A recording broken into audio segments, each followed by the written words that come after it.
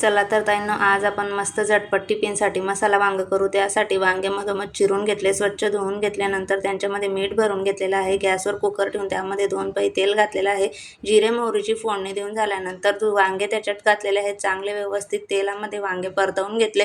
इकडे लसूण बारीक ठेचून घेतलेला आहे, त्यामध्ये लाल तिखट घातलं, हळद घातलं, धना पावडर, चवीनुसार मीठ आणि गरम मसाला घातलेला आहे। सगळं व्यवस्थित मिक्स करून कुटून घेतलेलं आहे। आता वांगे परतवलेले होते त्याच्यामध्ये हा सगळा मसाला घातला आणि चांगलं व्यवस्थित असं परतवून घेणार आहे। थोडंसं याच्यामध्ये पाणी घालणार आहे आणि वरून थोडंसं नॉर्मल मीठ घालणार आहे।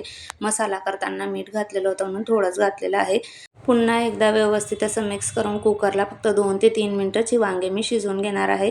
कोवळी वांगी असल्यामुळे जास्त वेळ लागत नाही आणि जास्त शिजलेली वांगी पण चांगली नाही लागत, म्हणून 2च मिनिटं वांगी शिजवून घेतली। किती छान मस्त तेल सुटलेलं आहे। सकाळचा टिफिन मस्त इथं रेडी झालेला आहे। असेच नवीन व्हिडिओ बघण्यासाठी आपल्या चॅनलला सबस्क्राईब करा, आवडल्यास तर लाईक करा।